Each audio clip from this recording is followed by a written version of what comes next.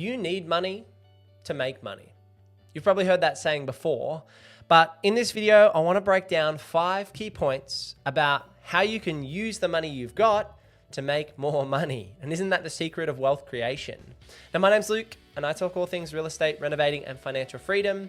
And I'm blessed to be sitting on quite a sizable property portfolio for my age, sitting around $9 to $10 million, depending on the bank valuation or the day.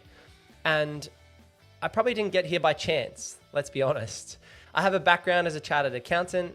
I have had a beautiful wife, Emily, who worked with me to grow and build the property portfolio that I now have. And I've got purpose in building this portfolio, which is creating more choices and designing my calendar and having a life that allows me to live out my purpose, which is backed by my Christian faith. And so I run a business here called Purpose Property. And the meaning behind that business is that every property you buy has a purpose. And in my opinion, building a property portfolio should help you live out your purpose. And so let's kick off with item number 1, which is how much of a deposit do you need to make more money? You know, a lot of people ask me, do I need $50,000, $100,000, $200,000 before I look to buy my first property or to buy another investment property? Now, of course, this is going to come down to your specific circumstance, but let me give you a vision for a first home buyer and then a property investor, because they can be different equations. So for my first home buyers out there, let me tell you, if I was buying in the market right now, a 5% deposit is exactly what I'd be using. There's a scheme coming into place next year in 2026 that will allow investors in Queensland to buy more expensive properties with just a 5% deposit if it's their first home. My understanding is that it's going to be around that $1 million mark. So you'll be able to buy a $1 million house with $50,000 of cash as your deposit. Now, based on the current rules that are in place, if I was a first home buyer, I'd be buying a $700,000 house with $35,000 down, which is that 5% deposit. And then I need to have money for legal fees for a building and pest, a buyer's agent if I'm using their services, and any other costs associated with buying a property. So the minimum amount of money that I think people need is probably $50,000 to $60,000 at a minimum. If you've got 70 or 80 or more money, great. But I'd say 50 to 60K is a starting point for most first home buyers. And so if I was a first home buyer, I'd use my 35K to buy around roughly a 700K house. That means I don't need to pay any stamp duty. And so I'm breaking into the market with just 35 grand and not having to pay the $15,000 worth of stamp duty. I'm then probably spending another 10 to 15K on other costs. So I've used 50 of, say, my $70,000 that I had saved up. With the remaining 20K, instead of putting that into the deposit, I would always put that into the offset account. And the reason I do that is for liquidity. If I put all that money into the loan, then I've got no money. I'm sitting on $0 cash. How am I going to make repayments for next month? Or how am I going to pay for my car if it breaks down next week? And so that's where playing the game of liquidity is very important. And this then applies to our investors. So that's kind of the first home buyer scenario that I would play out. Let's say I'm an investor. I've got 1 or 2 properties, but I want to get the next one. How do I go about buying that next property? There's 2 options that I would see here. Option number 1 is to use a 12% deposit. And the reason I picked 12% is it's generally your sweet spot for lenders' mortgage insurance, otherwise known as LMI. And 12% allows you to get the best leverage with the least cost of LMI. And so I'd probably be targeting a $600,000 to $1 million house here in Southeast Queensland. And so let's say it's $800,000. 10% is $80K. And so you probably need around $90,000 to $100,000 to break in with a 12% deposit on a potential investment property. Now, what I've done and what Emily and I did, in 2020, 2021, 2023, 2024, 2025, because we bought houses most years and done renovations most years to fast track the journey. What we did is we drew out equity from our first or second property or multiple properties, and that enabled us to put down a 20% deposit. And so that's option number 2, is put down a 20% deposit rather than a 12% deposit so you don't have to pay lenders' mortgage insurance. And so that's money saved in my opinion, but it does require, 8% more capital in total. So I'd need to put down $160,000 instead of, say, $100,000. And so you need to look at your own situation as an investor when you're looking to grow the property portfolio that way. But that's how I think about it in terms of step number 1, in terms of the tips you need to use your money to make more money. So let's head over to step number 2. Step number 2 is working out what buffer you might need to manage your property portfolio and where you're at right now. Now, it's very different for people depending on what life stage you're at. Have you got kids? Have you got a HEX debt? Everyone's going to be different, but I can tell you what I did from property number 1 all the way up to property number 7. And so I can kind of give you a view of how I thought about buffers. With our very first property, we would have had $2,000 to $5,000 in the bank account, if that. So we flew pretty close to the sun in terms of the buffer that we had on our first property. And most people are going to be that way. Most people are going to have $1,000 to $10,000 in their bank account after buying their first home or their first investment. As you look to buy property number 2, you might want to create more buffer because you want sleep at night factor. You don't want to be sweating, worrying about your next repayment. And so that's where the buffer is really important for quality of life. I would never fly so close to the sun and have no buffer that I'm losing sleep at night. I would rather have a slightly bigger buffer that gives me that peace and gives me that comfort about the financial position I'm in. So with 2 properties, that buffer might be $20,000. And with 3 houses, it might be $50,000. In my position, I generally want over a 6-figure sum as my buffer at this point in time. And that's because, roofs need to be replaced, or cash flow is huge. There's big ins and there's big outs in the portfolio, or sometimes tenants are late on their rent, but I still need to pay the mortgage. And that happens. Life happens. I had some repairs earlier in 2025 this year, on one of the properties with the cyclone and the storms that cost me over $25,000 in terms of repairs. That was out of pocket because of the timeline of that work needing to be completed. And so these things happen, and that's why you put buffers in place to protect yourself, and that allows you to be comfortable with the asset base that you're holding. Step number 3 about using your money to make more money is the power of leverage. Leverage, I think, is the key to creating wealth in property investing. And it's the reason so many Australians choose property investing as the vehicle for wealth creation, is that when you buy property, it's a relatively safe asset, and it's something that you can understand. It's something that I could understand. I can see it. I can see how I can add value. I can see why someone else would want to pay more money for this in 5 to 10 years' time. I can see the vision. When I look at buying businesses through stocks or crypto, I don't see the tangibleness of that asset because these are paper assets.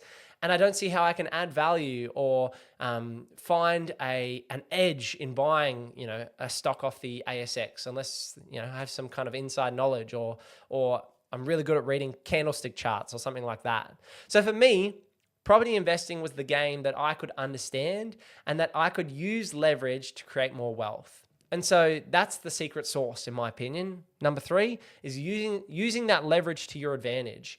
Can you sit down with your broker and your bank to get access to more funds to buy good quality assets which you can comfortably hold over a long period of time? There are hundreds, if not thousands, of videos out there that I've made and other people have made on property investing. But at the end of the day, that's what it boils down to.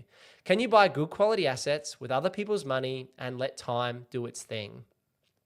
And there's obviously lots of tips around getting access to leverage. Can you work with second or third tier banks if you get stuck with your big banks like your CBAs and your ANZs and NABs?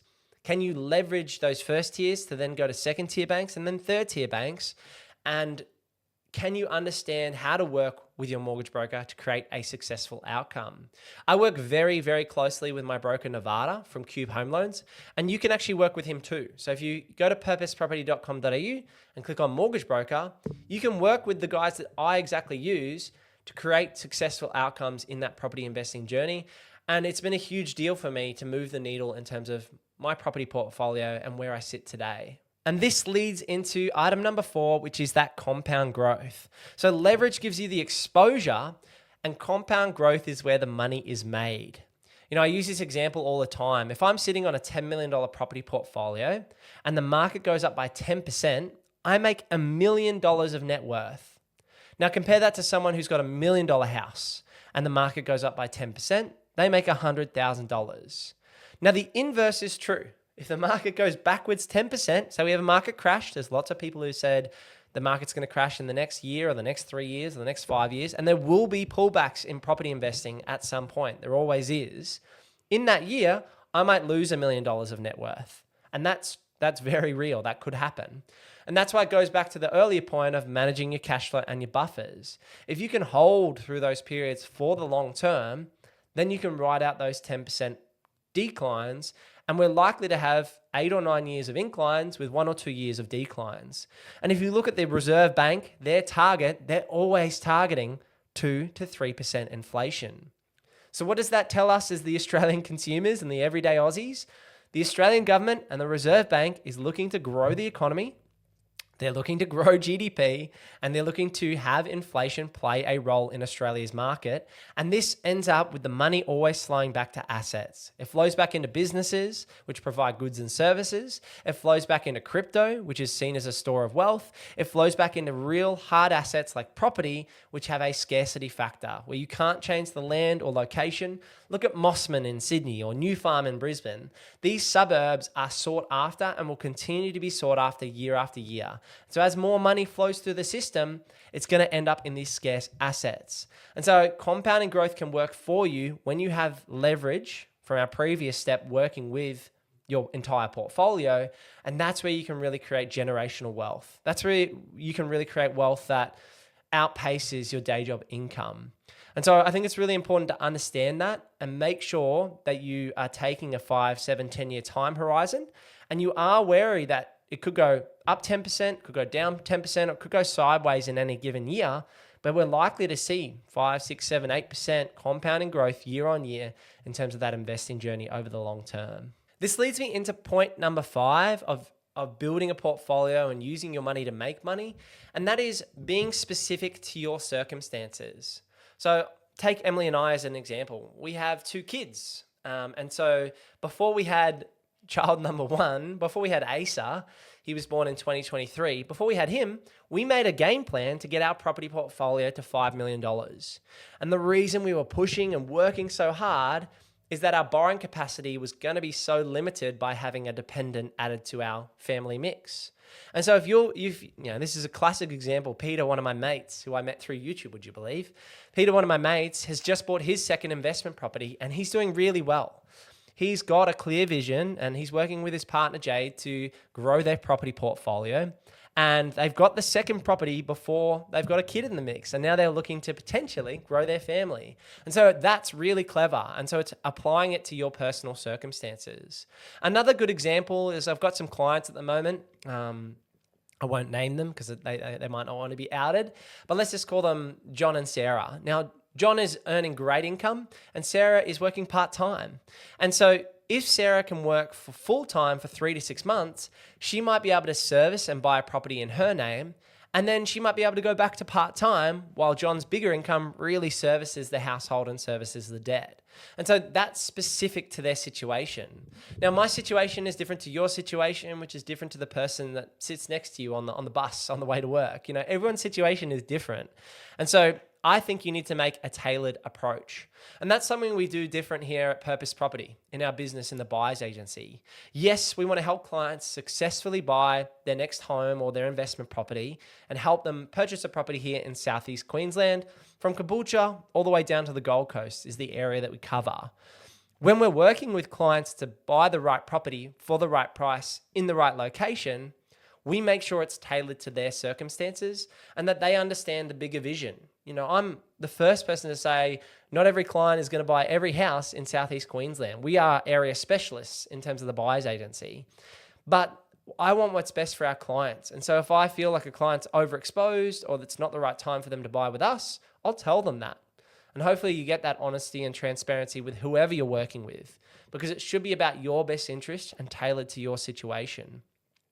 I look at my own journey right now. I'm in a very blessed position in terms of where the property portfolio sits and where I'm heading. And now for me, it's a little bit of de-risking. It's maybe selling down an asset or two to reduce some debt and to reduce some market exposure and be cashed up, ready for opportunities that come up moving forward.